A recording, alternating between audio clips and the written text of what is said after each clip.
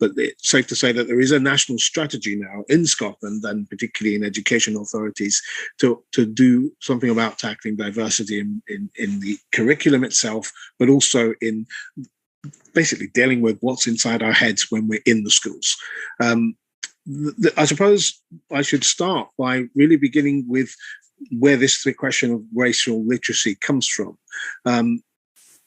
Now, if you're an American politician just now, and particularly if you're the governor of Virginia, who won his election based on fighting critical race theory Marxism in school, brainwashing our kids in our schools, what they mean is being taught to be anti-racist is somehow revolutionary Marxist. Now, given the number of socialist teachers I know, who I've known throughout my life, in fact, for the last 30 years, I think you could safely say that teacher trade unions have been dominated by socialistically minded people.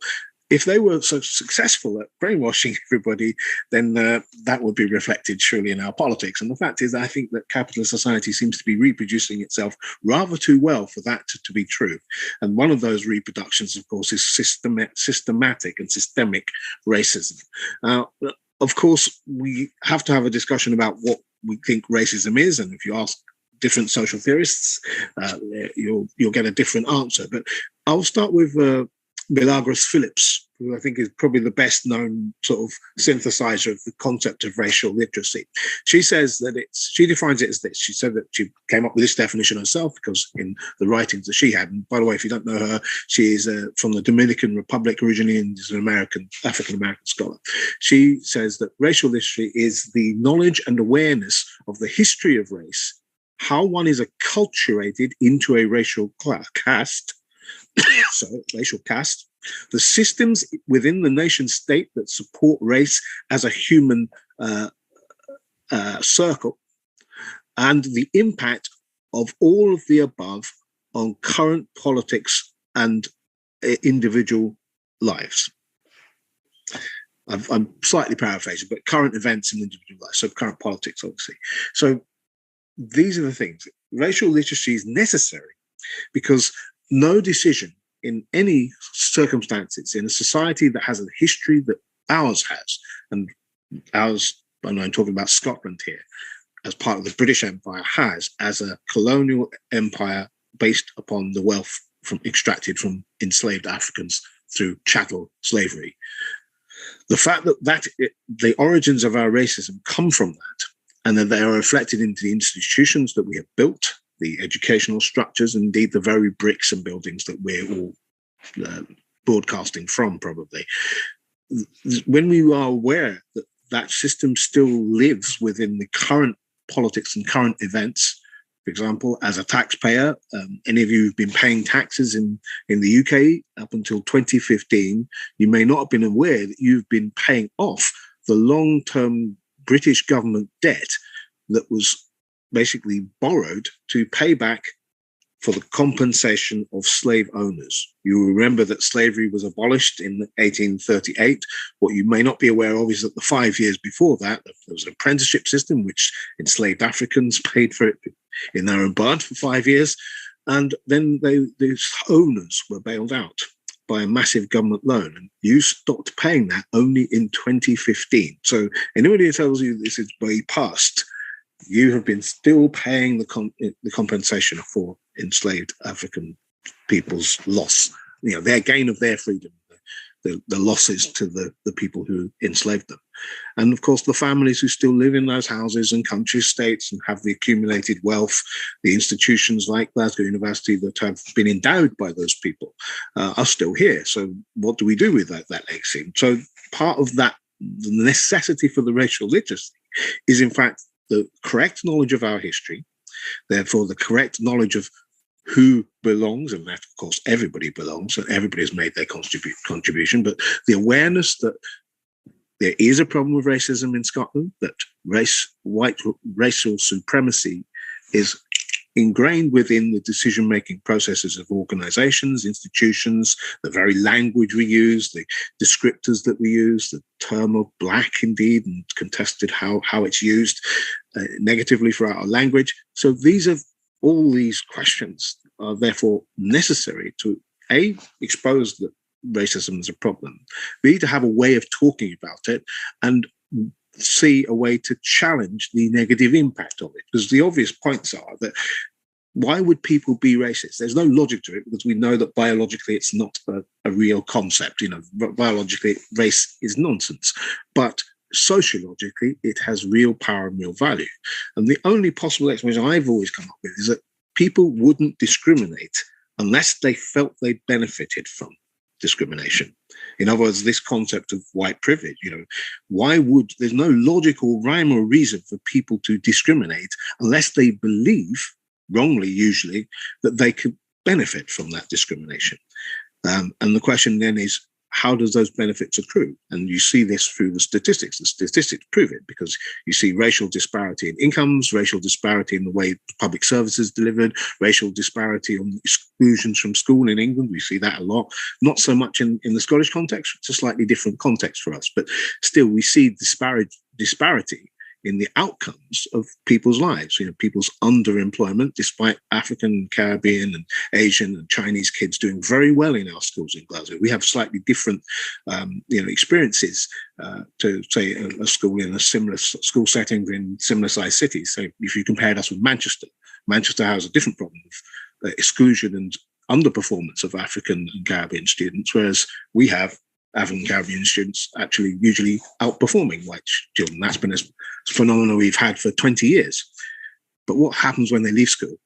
They're not getting jobs to the educational level they're requiring. They're not getting access to organizations like the council.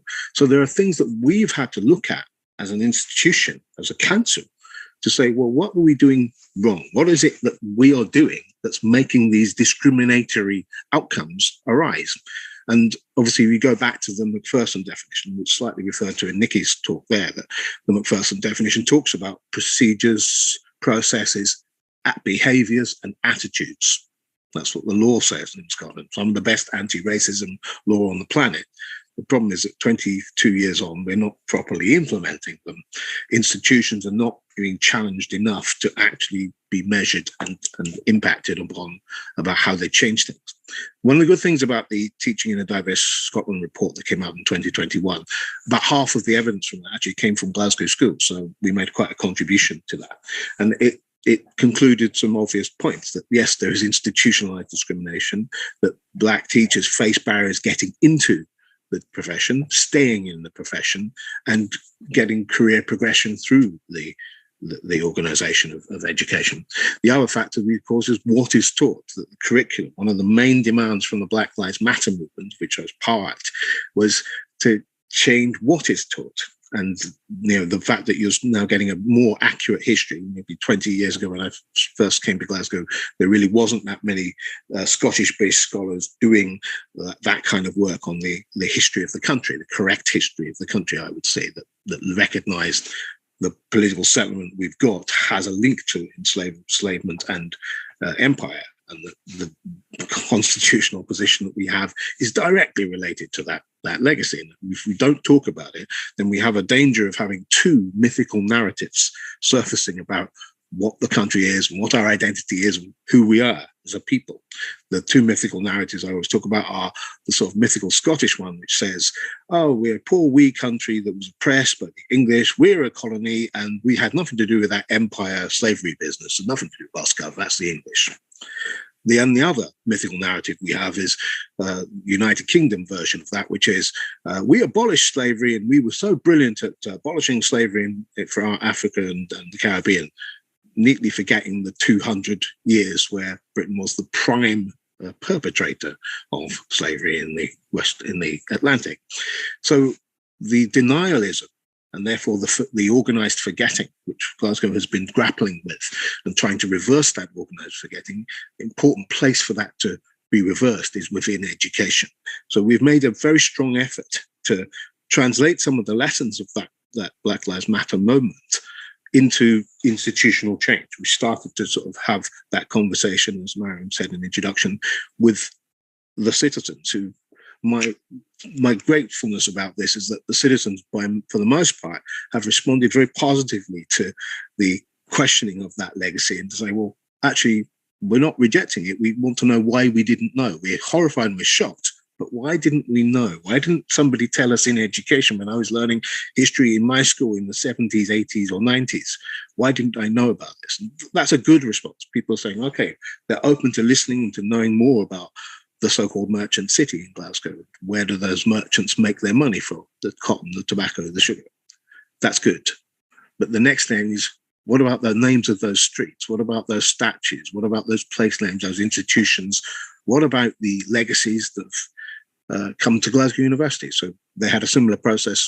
We helped them begin in 2015. It culminated in 2018 in a report by Dr. Mullen and Professor Newman, which concluded that just for the building of the main Glasgow University building, the equivalent of £200 million worth of donations were taken from just 23 wealthy families in the west of Scotland who made their money in some way through slavery.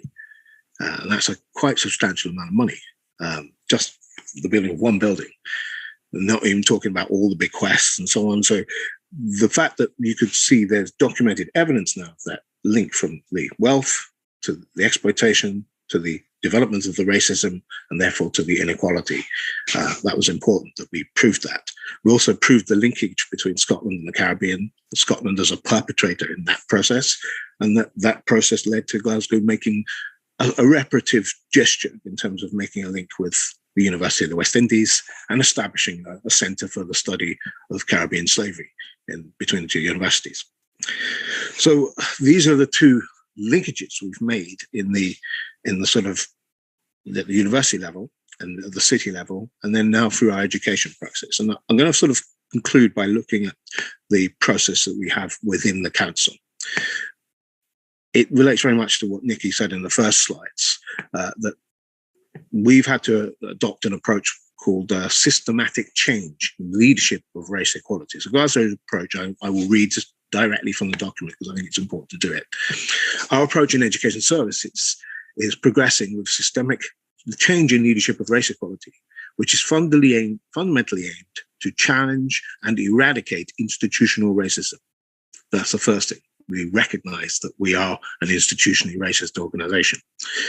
Lord William McPherson defined institutionalized racism in his 1999 report as the collective failure of an organization to provide an appropriate and professional service to people. He said that it could be seen in processes, attitudes, and behavior which amount to discrimination through unwitting prejudice, ignorance, thoughtlessness, and racist stereotyping which disadvantage minority ethnic people. Now, as a result of, I'm paraphrasing here, but obviously that term unwitting prejudice is very controversial now because it's led to schools of thinking like unconscious bias training.